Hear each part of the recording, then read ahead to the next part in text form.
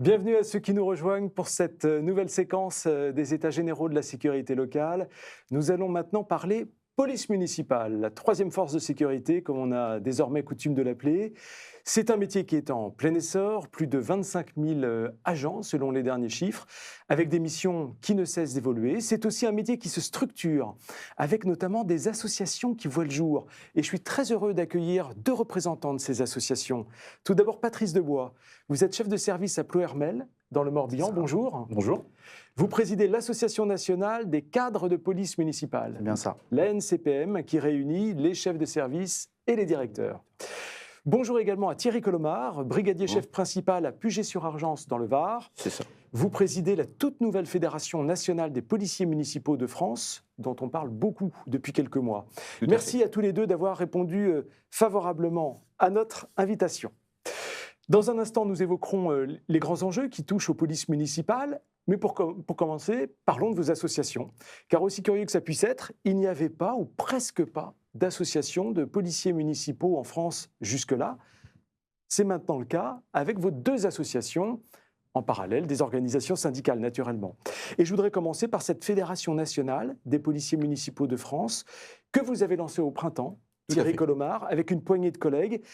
Et le moins qu'on puisse dire, c'est que les professionnels ont répondu à l'appel. C'est combien d'adhérents aujourd'hui, votre fédération ? On a dépassé le millier. 1 millier. Ouais. Alors, quelle est la vocation de la Fédération nationale ? À quels besoins répond-elle ? Alors, la Fédération nationale des policiers municipaux, et je vous remercie de me laisser la présenter, est une association de loi 1901. C'est une association qui a été créée en mars de cette année, qui est apolitique, asyndicale et démocratique. Alors, le but de cette fédération, c'est de porter la parole des policiers municipaux, c'est les représenter, pouvoir parler un peu plus d'eux, parce qu'en fait, c'est un métier qui est peu connu par la population, en fait, qui est peu connu en général. Et c'est un métier qui prend beaucoup d'ampleur. Vous le disiez, maintenant, on parle de troisième force de police. On en parle depuis quelques temps. Mais ça prend de plus en plus. C'est de plus en plus ça. Le continuum de sécurité nous met à l'égal des agents de sécurité. Mais nous ne sommes pas, aujourd'hui, nous ne sommes plus partenaires de la sécurité publique. Nous sommes bel et bien acteurs de cette sécurité publique. Donc la fédération, elle a été créée pour pouvoir porter donc cette parole et avoir représenté l'image des policiers municipaux. Elle a aussi pour but de fédérer tous les policiers municipaux de France, les fédérer à travers des associations qui sont en train de se créer. Nous avons aujourd'hui 12 associations qui sont créées et qui représentent 15 départements. On a une association qui a 3 départements. Ça prend de l'ampleur, on a encore des associations qui vont se créer. On a été contacté, par exemple, dans le nord de la France, dans le 59. On a été contacté par un futur président du 69, le 91 qui se met en place. Voilà, donc ça prend vraiment de l'ampleur et c'est très bien suivi. Pour preuve, on a dépassé le millier d'adhérents en donateurs, mais on ne représente pas seulement ce millier d'adhérents, on représente en fait tous les policiers municipaux, quels qu'ils soient. Nous avons parmi nous des syndiqués, des non-syndiqués, et c'est aussi ce que recherchent un peu les agents, quelque chose de nouveau à travers la fédération. Nous avons aussi pu décorer des policiers municipaux. C'est début septembre, on a eu 2 policiers municipaux, par exemple, qui sont rentrés dans un appartement en feu, qui ont pu sortir quelqu'un qui était en flammes déjà. Et ces policiers municipaux, eh bien, on les a, nous, les félicités. Et on les a décorés. Et ça fait aussi partie, je pense, du rôle de la fédération de mettre en avant aussi ce type d'événement, que ce soit médiatisé ou pas. On essaye, nous, de le mettre en avant et de le mettre sur notre site aussi Internet, parce qu'on a créé aussi un site Internet, de manière à ce que les gens puissent voir l'actualité de la fédération, l'actualité de la police municipale et l'actualité aussi, tout ce qui tourne autour de la police municipale. Alors, le site web, peut-être vous l'avez en tête, oui, pour ceux qui voudraient vous rejoindre, pour s'informer. Oui, bien sûr. Alors, le site web, c'est www.fnpmf.fr, tout simplement. C'est bien noté. Merci Thierry Colomard. C'est une bonne nouvelle, Patrice Debois, cette fédération ? J'ai envie de dire oui, c'est une très bonne nouvelle. 20 ans après la création de l'Association nationale des cadres de police municipale, puisqu'on parlait d'associations récentes, pardon, pas tant que ça, puisque la NCPN, en fait, elle existe depuis 2003 et elle est issue finalement de la première formation initiale des chefs de service de police municipale. Puisque avant 2000, il n'y avait pas de catégorie B en police municipale, il n'y avait que les catégories C. Création du cadre d'emploi donc de catégorie B, donc les premiers représentants de cadres. Et puis premier concours, première formation initiale. Et ça a été à choix finalement des participants de ces formations initiales, donc principalement sur l'Île-de-France, c'était Pantin et Bordeaux. Et très rapidement, il y a eu l'envie de fédérer, un petit peu comme la Fédération nationale des policiers municipaux, mais fédérée en tout cas pour les premiers cadres de police municipale avec les chefs de service. Donc aujourd'hui, nous sommes à peu près une centaine, donc on va un petit peu moins, beaucoup moins que la Fédération, mais c'est ce qui s'explique puisque les cadres, on l'a voulu essentiellement rattacher vraiment aux cadres et aux cadres d'emploi des chefs de service et de directeurs de police municipale.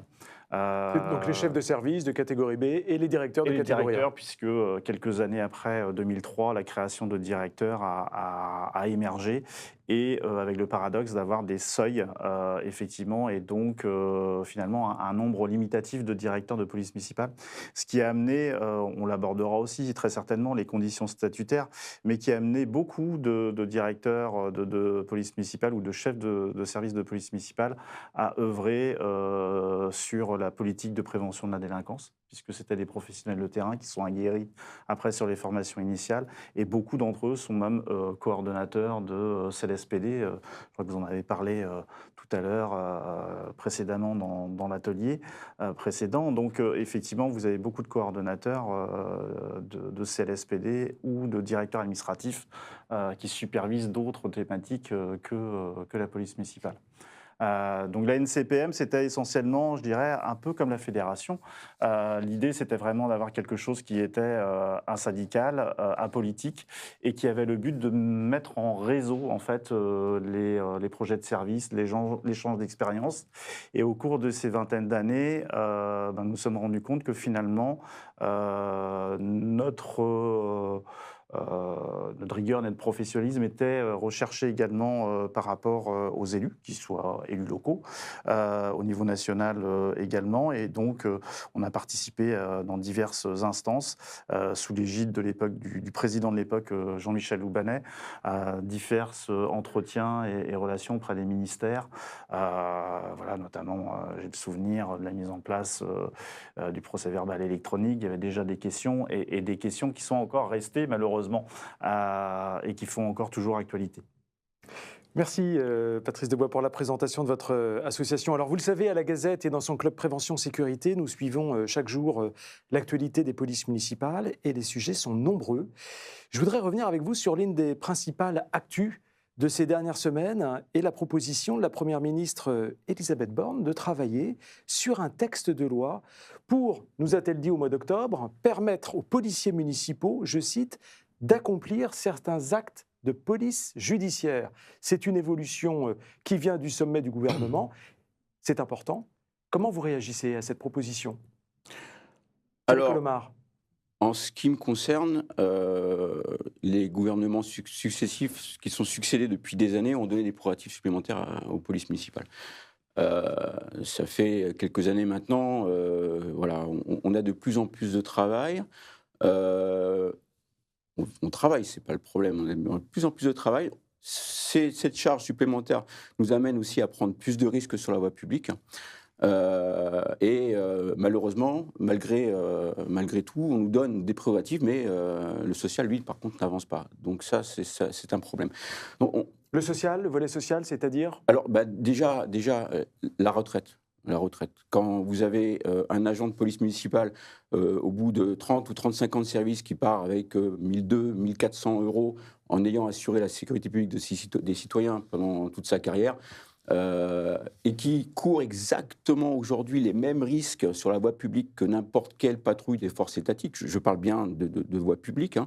Un policier municipal sur le terrain, aujourd'hui, n'a absolument rien à envier à une patrouille de la police nationale ou de la gendarmerie en termes de prise de risque liées aux missions que l'on a tous les jours. Mais un policier national ou un gendarme, quand il partira à la retraite, bah lui, par contre, il aura au moins 1 000 € de plus. Voilà, donc nous, effectivement, la Fédération nationale des policiers municipaux, qui s'est alliée récemment à certains syndicats, on reste à syndical, et le groupe qui a été créé, lui reste quelque part à syndical aussi, prône effectivement de pouvoir avoir, par exemple, la prime police, cette fameuse prime police que l'on tient à garder absolument, hein, même si le ministère aimerait nous passer au RIP7, le calcul de cette prime dans la retraite, pour partir avec une retraite un peu plus décente. Ça a été accordé aux pompiers, aux sapeurs-pompiers qui sont agents territoriaux comme nous en 2020. Il n'y a pas de raison qu'on nous le refuse à nous aussi. Alors, il y a des discussions en cours sur ce sujet avec la ministre en charge des collectivités territoriales, Dominique Faure. Je crois savoir que ce soir, d'ailleurs, elle reçoit les organisations syndicales pour évoquer ce volet social. Donc, à vous entendre, priorité au volet social, et après, on pourra parler des missions. Tout à fait. Après, est-ce qu'on a vraiment besoin de prérogatives supplémentaires ? Il ne faudrait pas que ces prérogatives, nous donnent un travail qui soit, soit pas adapté en fait au travail de tous les jours des policiers municipaux. Nous, ce qu'on a besoin vraiment, c'est d'outils en fait, parce que effectivement, on nous donne des prérogatives supplémentaires, mais on nous donne pas les outils qui vont avec. Et ça, c'est important. Par exemple, la LOPSI 2 à l'époque nous avait dit voilà, vous pouvez faire souffler, vous pouvez procéder à un test d'alcoolémie sur la voie publique d'un conducteur après avoir demandé déjà un officier de police judiciaire. Déjà, on va embêter un officier de police judiciaire pour le faire, alors qu'on pourrait très bien avoir la prérogative. Mais en plus de ça, s'il est contraventionnel, il va falloir qu'on l'emmène ou qu'une patrouille de police nationale ou de gendarmerie vienne sur le terrain pour le verbaliser, alors que ça, c'est des choses qu'on pourrait faire nous. Alors, que vous pourriez faire, sous réserve d'avoir des attributions judiciaires peut-être plus importantes, justement, qui vous permettraient de faire le travail de l'OPJ d'aujourd'hui. En termes de contraventionnel, mais peut-être pas en termes de délit. Oui, là, il faudrait rester, on l'emmène à la gendarmerie ou à la police nationale, ça c'est pas le problème. On nous donne aussi, on nous demande de faire du code de la route, donc voilà, on est des acteurs, on est acteurs à temps complet de la sécurité routière et publique. La sécurité routière, on ne nous donne pas les outils suffisants. En fait, on nous accorde depuis quelques années un système pour pouvoir savoir si un permis est valide, savoir si un véhicule est bien à jour de son contrôle technique ou savoir à qui il appartient. Mais par contre, ça a été assez verrouillé dans le sens où on est obligé d'avoir ça au poste de police et on est obligé d'appeler le collègue ou d'appeler la gendarmerie ou d'appeler la police nationale. Et ce qui fait que ce qu'a voulu faire le gouvernement, il a voulu un petit peu protéger les données de manière à ce que ça soit verrouillé, qu'on ne puisse pas un petit peu faire un peu n'importe quoi avec ces fichiers. Mais un agent sur le terrain, il peut très bien dire n'importe quoi au collègue qui est au téléphone et il lui passera quand même le fichier. Ce qu'il faudrait aujourd'hui, c'est qu'on ait des appareils nomades avec nos propres cartes. Et à ce moment-là, tout serait tracé, ça serait vraiment le top pour tout le monde, et pour la sécurité des données, pour le citoyen, et pour nous sur le terrain. On a besoin d'outils. Patrice Debois, sur cette proposition qui est faite par la Première ministre et qui va sans doute se traduire par une proposition ou un projet de loi dans les prochains mois, cette proposition d'augmenter, de revoir à la hausse la qualification judiciaire des agents de police municipale. Vous, en tant que chef de service et représentant les chefs de service, les directeurs, comment s'est reçue cette proposition ? Je note une accélération de propositions, de déclarations, de parutions, d'évolutions statutaires sur un certain cadre de remploi, notamment les directeurs, et on cible particulièrement une police municipale. C'est la police municipale de Paris. J'ai l'impression que finalement tous les textes qui sortent très très rapidement et dans le but effectivement de favoriser le développement de la police municipale de Paris, c'est une bonne chose, puisque j'ai envie de dire que par déclinaison, la police municipale ou les polices municipales vont peut-être se traduire effectivement par soit une augmentation de compétences, mais il reste, comme l'a souligné Thierry, la notion effectivement statutaire et avancée sociale. J'évoquais tout à l'heure beaucoup de chefs de service qui ont choisi de bifurquer vers la filière administrative parce qu'il n'y avait plus d'évolution pour eux dans la filière. Et une strate, effectivement, sur le cadre d'emploi des directeurs qui était moins valorisée que celle d'un directeur général adjoint des services ou un directeur général administratif. Donc on voit qu'aujourd'hui, il y a quand même une proposition qui va dans ce sens-là. Développer les missions de la police municipale, Thierry l'a bien souligné, il y a eu des avancées à chaque fois, hypothétiquement, par des petits décrets, par-ci, par-là. Et on a fait un millefeuille de tuilage, l'un après l'autre, sur les compétences. Alors ne parlons pas des possibilités de mutualisation. Donc toute mutualisation est possible aujourd'hui. Si on suit la déclinaison de 2002 à la LOPMI, la récente LOPMI concernant les mutualisations, finalement, plus de questions limitrophes. Si vous appartenez à la même EPCI, vous pouvez travailler ensemble.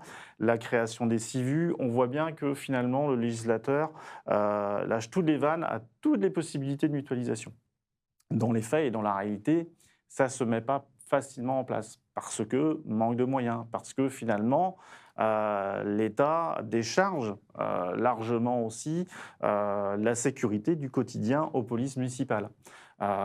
Et ça, pour la sécurité du quotidien, il faut effectivement des outils pragmatiques pour que le policier municipal sur le terrain puisse faire son travail. Donc, ils ont été cités par Thierry, effectivement, les outils numériques, accès aux fichiers directs, etc., etc. Ça doit se mettre en place. Il y a la question, effectivement, la possibilité de mettre le contrevenant à disposition ou de gérer, finalement, l'alcoolémie en contraventionnel.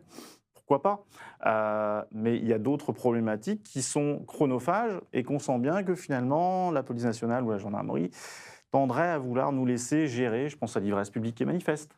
Mais pour autant, est-ce que c'est une problématique du ressort de la police municipale ou de la gendarmerie ou de la police nationale, voire même des services médicaux, puisqu'on est obligé de présenter la personne auprès d'un médecin.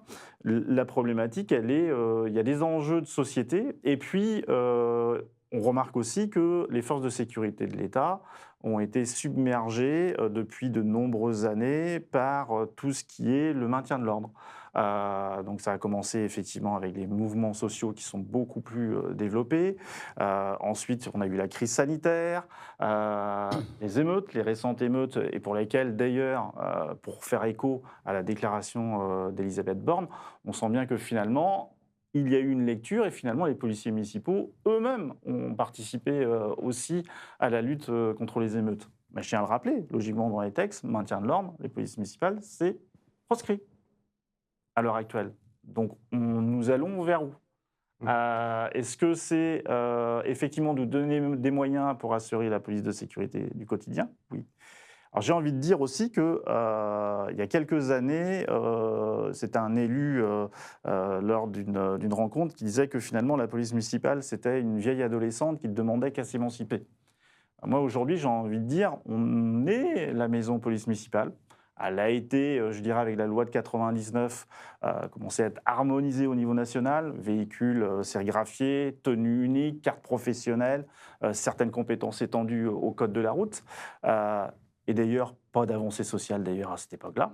Peut-être à grand tort, il aurait peut-être fallu que finalement les policiers municipaux aillent au-devant à ce moment-là. Mais aujourd'hui, eh bien, après un peu plus de 20 ans de cette loi de 99, eh bien, on sent bien que finalement, allez, on a refait un petit peu de peinture par-ci par-là, la déco, sauf que ça a évolué. On veut améliorer la maison, l'étendre. Il y a la chaudière aussi à changer.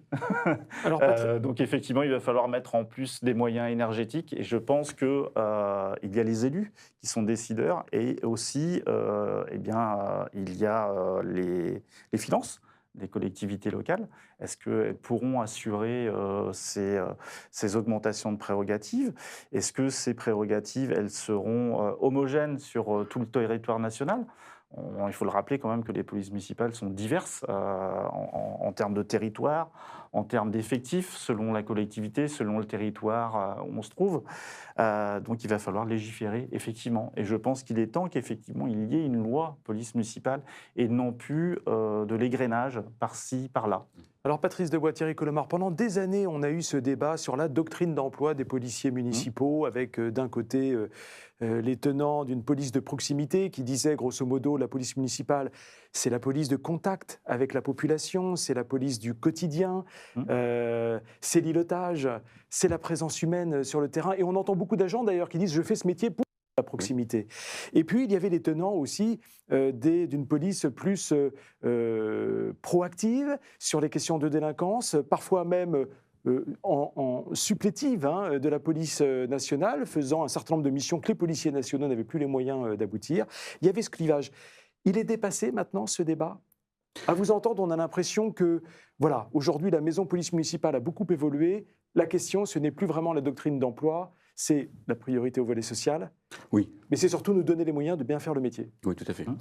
Il y a aujourd'hui autant de polices municipales qu'il y a de postes de police. Les polices municipales ont évolué et les polices municipales n'ont pas toutes les mêmes missions. La doctrine d'emploi, c'est le maire, et il y a des maires qui veulent une police de proximité, vraiment de proximité. Certains, d'ailleurs, souhaitent ne pas les armer. Et puis, on a des polices municipales qui sont un peu plus répressives, parce que, en fait, c'est le terrain qui commande. Si, dans une grande ville, il y a une population délinquante qui est assez conséquente, eh bien, il va falloir une police municipale qui soit un peu plus répressive, qui soit un peu plus présente sur le terrain. Et donc, puis, oui à la diversité des polices municipales et des missions. Oui, de toute façon, on n'a même pas le choix d'ailleurs. On est bien obligé de s'adapter au terrain et à la doctrine d'emploi voulue par le maire. Oui. Patrice Debois, là-dessus, donc j'ai entendu une forme de scepticisme de votre part sur la proposition d'augmenter la qualification judiciaire des policiers municipaux. Ce matin, on a entendu le député Vincent Day proposer un statut d'OPJ pour certains policiers municipaux. Oui. Ça avait été l'une des... nous avions été entendus pour les travaux parlementaires sur la mission Flash police municipale. Ça revient à faciliter le travail du quotidien du policier municipal. Effectivement, quand on a parlé de ce statut entre guillemets d'OPJ, ce statut limitatif, il a existé en police nationale. En tout cas, moi, je l'ai connu sur la préfecture police Paris jusqu'à 94, il me semble, 95. Il y avait le statut d'officier de paix. Et le statut d'officier de paix, il avait une compétence limitative, puisqu'à l'époque, juste encore très récemment, avant 94, les policiers nationaux étaient APJA, comme nous. Et puis, il y avait les officiers de paix qui avaient une compétence code de la route. Et effectivement, cette notion qu'expliquait tout à l'heure Thierry, de devoir appeler l'officier de police judiciaire de la police nationale parce qu'il y a tel ou tel dépistage, et bien là, au moins, ça pourrait permettre d'avoir le champ contraventionnel. Nous, ce qu'on veut, c'est donner de la lisibilité. C'est de la lisibilité tant pour les agents qui viennent travailler dans la police municipale, quelque chose de concret. Il n'est pas entendable pour un policier qui doit se creuser la tête si à un moment donné, il doit se dire qu'il est compétent pour relever l'identité pour telle ou telle infraction et réfléchir s'il est compétent ou pas. À un moment donné, il faut une ligne conductrice et une cohérence dans la pratique. Donc là, je pense que la police municipale a fait son expérience. Aujourd'hui, on voit qu'elle maîtrise pas mal de sujets, que ce soit bien en termes de code de la route, de police administrative. Et d'ailleurs, cette expertise, elle est souvent reconnue par les forces de sécurité de l'État, parce que du coup, c'est des problématiques qu'ils ont délaissées. Et il faut effectivement arriver à cette lisibilité-là. L'horloge tourne très vite et je voudrais qu'on évoque d'autres sujets, si vous le voulez bien. Une autre déclaration qui a été faite en réponse aux émeutes le mois dernier par le gouvernement, ça a été de remettre sur la table la question d'une école de police municipale. Sur la formation, je vous demande des réponses assez courtes, s'il vous plaît, messieurs. Vous êtes pour ou pas, Thierry Colomard ? Alors, à un moment où le CNFPT est en train d'ouvrir 4 centres de formation spécifiques pour les policiers municipaux. Oui, tout à fait. D'ailleurs, celui d'Aix-en-Provence a été inauguré début octobre. Oui, alors des écoles, oui. Maintenant... Et une école, vous êtes pour une école nationale ? Oui, ça risque de poser des problèmes quand même en termes de territoire. Les agents, par exemple, qui servent à Bayonne, par exemple, auraient peut-être des difficultés à monter, je ne sais pas où, pour aller dans une école. avoir des écoles qui soient un petit peu mieux réparties sur le territoire, de manière à ce que les gens puissent plus facilement aller se former, ça peut être une bonne chose. Par contre, ce qui serait bien, c'est qu'il y ait un cahier des charges commun, qui ait des référentiels communs. Parce que je pense qu'à l'heure actuelle, il y a autant de référentiels pratiquement qu'il y a de formateurs. Et ce n'est pas une bonne chose. C'est pas une bonne chose. Il faut que tout le monde parle le même langage. Ça fait partie aussi de la professionnalisation de la police municipale, que tout le monde, Patrice en parlait à l'instant, une ligne directrice pour savoir qu'on n'ait pas de questions à se poser sur le terrain, de savoir qu'on est compétent là-dessus, on n'est pas compétent là-dessus. Mais il faudrait que tout le monde parle le même langage, puisqu'il y a quand même des formateurs de police municipale, qui ne sont pas forcément des policiers municipaux, qui y vont de leurs petites explications et qui parfois sont obsolètes, c'est du vécu. Et donc effectivement, les écoles, très bien, mais des formateurs dédiés, formés, avec des référentiels adaptés et qui soient exactement les mêmes sur tout le territoire. Si on pose une question dans le sud de la France, il faut que la réponse soit la même aussi dans le nord.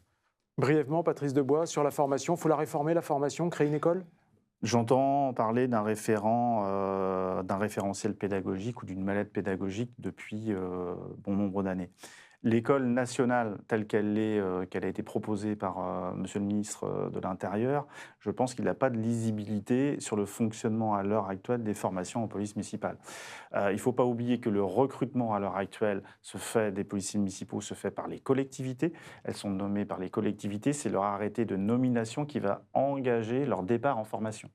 Départ en formation qui est dont l'entité de formation est le CNFPT, et à partir de là, le CNFPT va créer des groupes de pouvoir accueillir le stagiaire. Et là, volonté aussi de l'État, ça a été de dire, et des politiques, certains politiques locaux, voyant arriver beaucoup de détachements de police nationale ou de gendarmerie, ou sollicitant quelquefois ces détachements, ont voulu des formations à alléger.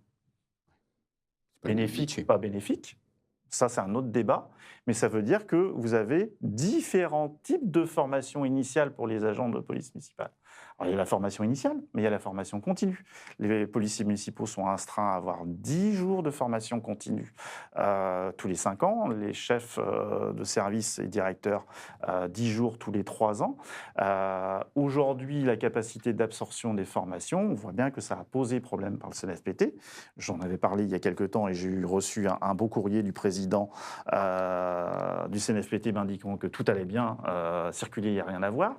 Mais pour autant, effectivement, on note bien que le CNFPT met des choses en place, il faut le reconnaître, mais quelle méthode ? Effectivement, quel référentiel pédagogique linéaire pour l'ensemble ? Donc là, effectivement, il y a beaucoup de travail et des structures adaptées. Aujourd'hui, nous avons des agents où on est en état d'urgence attentat, qui vont devoir passer leur formation ou leur mise en situation et n'ont pas de lieu sécurisé pour pouvoir les effectuer. Donc Aix-en-Provence existe, ça peut se faire dans ce critère-là, tant mieux, mais il n'y a pas qu'Aix-en-Provence ni le sud de la France, c'est l'ensemble. Donc effectivement, il va falloir une homogénéisation sur l'ensemble du territoire. C'est un témoignage qu'on reçoit. Anne nous dit « trop d'attentes pour entrer en formation ». J'ai une question de Perrine qui nous dit « a-t-on des informations pour la mise en place des formations des équipes cynophiles de PM par le CNFPT, le récent décret de février 2022 ». Ben non, on attend toujours effectivement les annonces, mais ça revient à une difficulté parce que je pense qu'il y a une réelle difficulté aussi, puisque je vous rappelle que finalement les contenus de formation sont validés par la Direction générale de la Gendarmerie nationale et la Direction générale de la Police nationale. Sauf qu'aujourd'hui, en DGPN et en gendarmerie et police nationale, les fonctions de maître chien ont changé. La fonction de maître chien de patrouille qui a été désignée en police municipale n'est pas forcément en adéquation avec ce que fait sur le terrain la police nationale ou la gendarmerie aujourd'hui. D'ailleurs, au grand désarroi de maître chien de police nationale ou de gendarmerie quelquefois, qui finalement arrivent aussi dans la filière police municipale pour retrouver, encore une fois, cette proximité, ce travail au quotidien et n'ont pu avoir un chien dit d'intervention. Et il y a une réelle complémentarité avec le chien de proximité quelquefois et qui va être adapté au niveau local. Ce qui est dommage là-dessus, et ça a été, je pense, l'erreur de la loi en 2021, oui. Concernant l'annonce d'expérimentation, Je pense que les conventions de coordination existent. Au lieu de vouloir faire de l'expérimentation à coup d'actualité ou par endroit, il faut permettre les expérimentations au sein des conventions de coordination. Et là, on aura réellement un contrat, une coordination, des expériences qui pourraient être menées. Et justement, c'est se servir de ce retour d'expérience pour pouvoir légiférer. Parce que là, on a beaucoup de maîtres chiens, effectivement, une collectivité qui sont en stand-by, qui sont dans l'attente de ces textes, de façon à pouvoir mettre en place et former leurs agents. On arrive au bout de notre table ronde. Thierry Colomard, peut-être un mot de conclusion. On a parlé du volet social. Juste un instant, parlons du recrutement quand même. C'est un gros sujet pour les villes qui ont du mal à recruter. Oui, tout à fait. On parle de 7000 agents à recruter d'ici à 2026, dans les 4 prochaines années. 7000 agents, c'est énorme. Comment on fait? C'est énorme. Comment on va faire? Alors déjà, il faut leur proposer quelque chose de concret. D'attractif. Voilà, il faut que les gens aient envie de faire ce métier. Aujourd'hui, les jeunes rentrent, ils font ce métier, certains par vocation, d'autres un peu moins.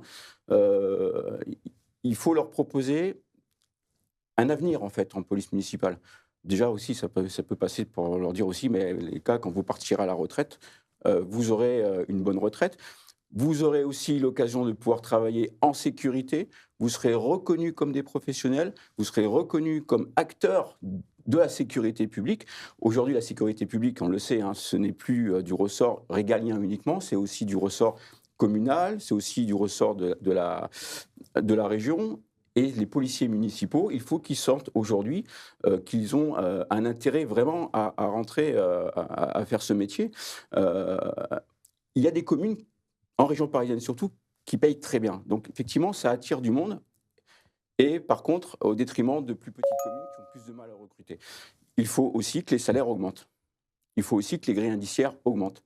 Un passage en catégorie ne serait pas idiot si les grilles indiciaires augmentent. Et tout ça, ça va certainement... Une formation aussi, il faut leur proposer, comme on en parlait à l'instant, leur proposer une vraie formation qui les emmène vraiment sur un métier qu'ils ont envie de faire et qu'ils vont faire jusqu'à leur retraite. Ce serait dommage, on en voit déjà des jeunes qui, au bout d'un certain temps, partent. Et puis, un avenir aussi au niveau du grade.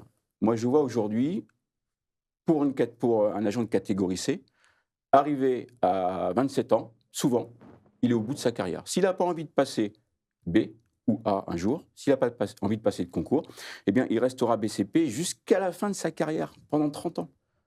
On n'a que 3 grades. Pas 2. Gardien brigadier, brigadier chef principal. Il faudrait aussi qu'il y ait des grades supplémentaires. Et puis c'est un beau métier. C'est un très beau métier. On est là, Patrice et moi, nous sommes des passionnés. Et des passionnés, j'en connais. Il y en a plein. Merci en tout cas à tous les deux d'être venus nous rejoindre ici sur ce plateau pour évoquer ce beau métier de policier municipal. Nous les saluons d'ailleurs, ils sont assez nombreux à nous suivre dans des conditions de travail parfois difficiles.